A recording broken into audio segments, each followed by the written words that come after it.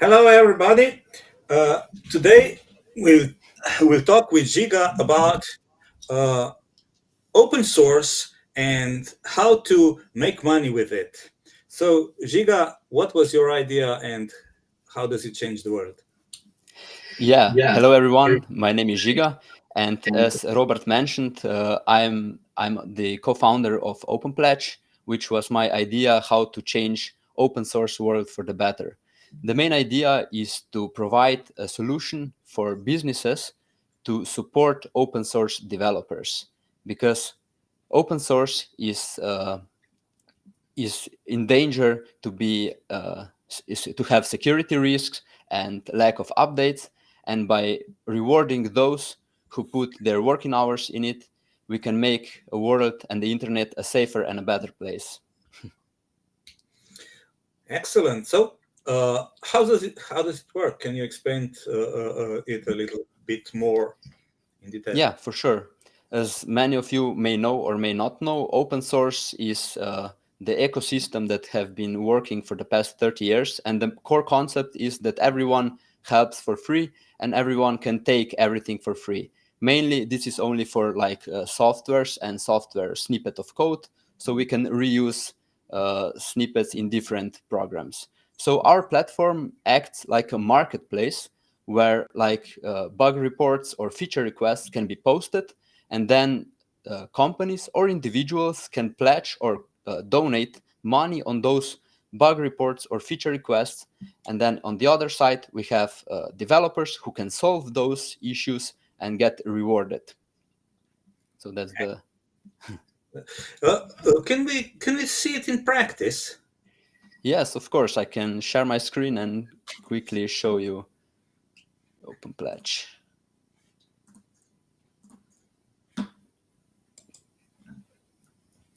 I hope it's visible. And here it is. It's a really simple concept, even though it may seem complicated at first, but it's really simple because we only have a discovery page where you can see all the bug reports, all the feature requests, and the amount of donation or pledge that was set to those issues.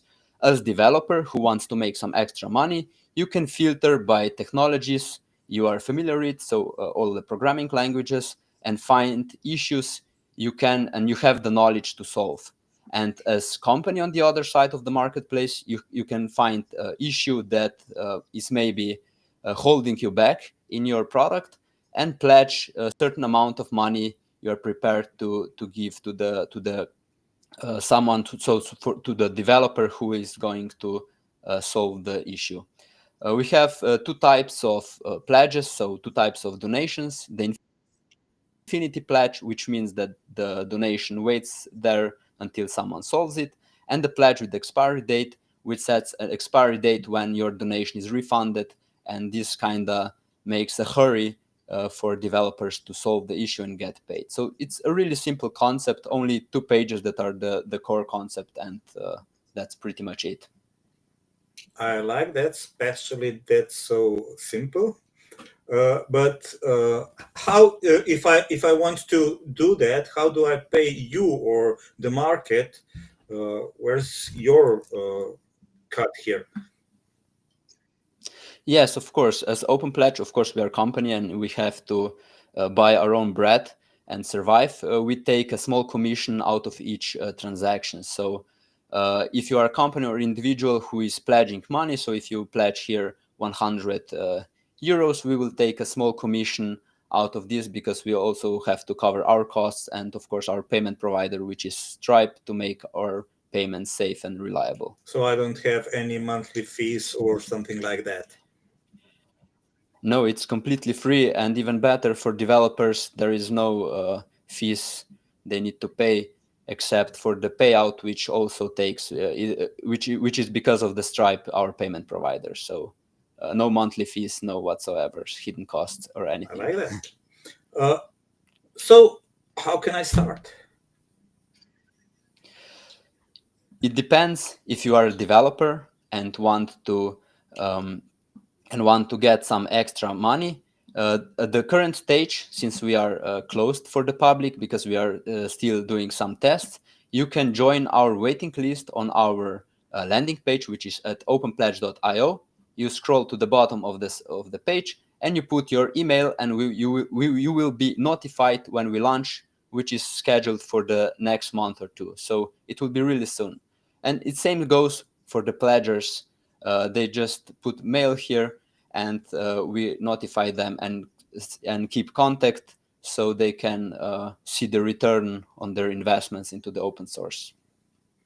Excellent. So, tell me, how did you came to this idea, or what was this moment when you said, "Okay, this is my business idea. I'll go for it. I'll do that. This is it." Because we all have a lot of ideas, and there. What was this decisive moment when you know, okay, that's what I want to do? Yes, it's a really interesting story because I have been a software developer for the past 10 years, and I've worked with many people with many projects in the past, and constantly I felt that struggle with open source. On the one side, I really love it because it's free, it's open, you can use it whenever you want, wherever you want, you can sell your products further by using open source. But on the other hand, um, where it really struggles is that projects very often become abandoned because software developers are paid pretty well when they work the full-time job, and when they like start a hobby project on open source, they usually not getting anything from it. And because of that, most of corporations or individuals like myself are suffering because we depend on their projects, and then they stop doing that, and then our projects are at risk. And I've struggled with that for many years, and then finally I said to myself, I would rather pay $1,000 to this issue uh, instead that I have to rewrite it from myself, because my time is valuable and I'd rather pay some money. And then this idea came to me, but that was not the tipping point, because ideas like that come to my mind every day because I'm an idea guy, and I'm like nagging my wife all the time with all the ideas I have. But the difference with Open Pledge was that I actually explained this idea to her, and she was actually quiet, which was a strange thing regarding my ideas, because usually she just shuts me down with 100 reasons why this wouldn't work. And then I knew we are up to something. So from there on, we started to build our own business. Great. So, you are kind of you want to go further, and she's the one that filters your ideas, so only the best ones win, and you put them in the work. Yeah, exactly. And that's not the only thing. She also like keeps me in the focus, because when I start working on one idea, I get that other idea, and I wanted to start working on that idea and go back to the other one, and I'm all over the place. And she just like keeps me in the lane, and that's why we are the amazing couple in private and in business as well. Excellent, because a lot of people pay coaches and accountability partners and things like that to keep them, and you have this in house. Yeah, exactly. Excellent. I like that. So, you started this with Open Pledge about a year and a half ago. Yeah, around 2 years ago was when the idea came to my mind, and then around 1 year and a half ago we first presented it to the public. Yeah. And would you do something different now when you went through all that steps and you're near the launch? Uh, Yeah, I would do plenty things yeah. differently. Yeah, for sure. Yeah. I mean, at the beginning, I thought I knew a lot about building products, about business, about entrepreneurship. But then when you start building your own thing, you just slowly realizes how clueless you were. And one of many things that come to my mind what I would do differently is that at the beginning I saw this as my side project, one of my side projects, and my idea was that I outsource development to other people, and that was the core mistake that I made in the early stages, because it's really important that one of the founders is aware of the technical side of it, because in the early stages, in early startups, it usually, the benefit of the startup is that they're agile, they can move fast, they can change quickly, they can pivot, unless they can pivot like the big corporations can't. And if you don't know on what ground your app is built, this is a disaster, if you ask me. And luckily I noticed this pretty quickly, and but yeah, it took us some time, and I would definitely change that if I could go back in time. Okay, but you went through that path, and you do it yourself, and you are the developer here. Okay. Yeah, correct. What were some other challenges that you faced when starting this business? Yeah, as engineer, I thought that all it takes to succeed is build a good product. When you do that, you realize that if you build a good product and nobody uses it, it's useless. So that was a main learning point for me, because I didn't know you need to first validate the idea, found some audience, found some interesting people, early adopters who would be interested in your product, and yeah, I would say that. Yeah, so a lot of things usually is different than you anticipate at the beginning, and perhaps that's the beauty of entrepreneurship. Because I'm also the advocate of getting people first, and getting validation first, and even getting the first money before you even start with the product. But it's usually it's never the same for even for the cases that are really uh, um, almost exact. That's always a different approach that you have to take, and I think that's one of the things that is the beauty, and the especially with the people with open mind and with a lot of ideas. There's always they find the path or the way to do that, and to pivot into the right direction. And if you have the right wife like you, that's no brainer. Yeah, What would exactly. you say is the best, and what was the worst part of this journey? Yeah, I mean, I enjoy building something for myself. I never really found myself enjoying working for somebody else in corporations or anything else. I was always like, I want to invent something, I want to do something on my own. And this is what entrepreneurship and building a startup really gave me. And it's really fulfilling to feel that. But on the other side, being entrepreneur and having a startup also brings a lot of I don't want to say bad things, but hard things, sleepless nights, sunny days when you are inside, can't go out because you need to work, and the most important one, feeling stupid every day because you are discovering so many things on different aspects, from software development to marketing to managing to invoicing to accounting to whatever. You're I at the current stage, I almost every day feel stupid. I know that I'm growing, but it's difficult. So, but I'm learning a lot about imposter syndrome, and when you check the most known people like Tom Hanks and people like him experienced or said that they have imposter syndrome daily or regularly. So I think we are in a good company. Yeah. So, if the listeners of this podcast could help you with something, what would that be?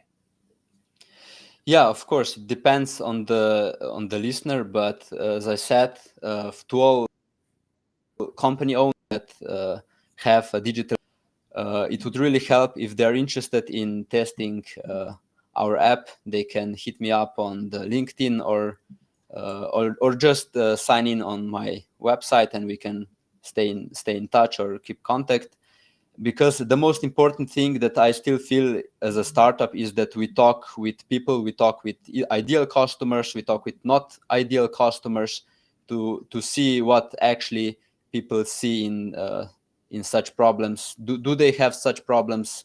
What solutions they are expecting? Because company at the end of the day is the group of people, and that's the most important thing. Right. So, do you have any mentors or coaches, or do you only uh, obey your wife? Yeah, I mean, my number one coach is of course my wife, but as a company and as a startup, we have coaches. We were lucky in the past that we received some very quality coaches from Phil Roche Capital, who are always there for us. We can contact them, and they're happy to help us. And most recently, we have joined the Founder Games accelerator and reality show in Macedonia, where we also get a really nice mentor who is with whom we have meetings and who helps us um, keep keep track of our progress and give us some advices on the journey. So, do you have some particular best advice or advices you have received? Uh, yeah, there are plenty of them, but the most important, and I think you also emphasized that on your LinkedIn that I saw, is that you test your idea before you start building it. That you go out to the public, go out to the communities, and talk with them.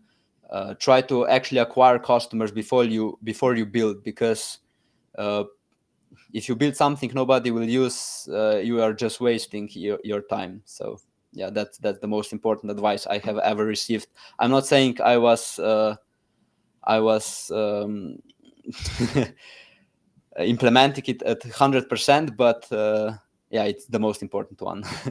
Yeah, I think because I work with a lot of entrepreneurs that I was the same at the beginning. I took too much time building things, and I thought my minimum viable product is where I was working on my online ERP system. Thought I have to have invoices and salary and fixed assets and everything covered. And then I saw, oh, I could go to the market much earlier, and that's why I'm a huge advocate of going to the market as with your idea, not when you build something, because it's really much easier to test it and to get money and to get feedback. And you can get feedback from the early adopters all the time, and it really a lot of startups struggle because they do things for the wrong people, or for the things they think uh, the people need, but nobody doesn't really need them, or nobody wants to pay for that. Because a lot of times when you get to your you ask your spouse or friends or mother or uh, somebody in your circle, and they say, oh, it's a great idea, it's great. And when you came to the market, everybody's looking, oh, I don't want to pay for this. And it's a sad reality because I work with startups that uh, put months of work into that, and nobody wanted to buy, and it's really sad to see that all the effort going to win. Exactly. Yeah. Uh, okay, could you tell a little about technology you are using and for this project? You mean the tech stack, right? In which is Yeah, our yeah, application built? yeah. Yeah, it's a full stack application, which means it has a backend which connects to our database, which is MySQL database. On the backend, we are using PHP framework Laravel, and on the front end, we are using Vue.js, which is a JavaScript framework. So this is actually all of the tech stack we are using currently. Uh, okay. Uh, well, I think we have covered almost everything I have. Would you like to add some final thoughts? Uh, yeah, maybe another thing that came to my mind when you asked about important lessons that I learned was that you should always talk with people.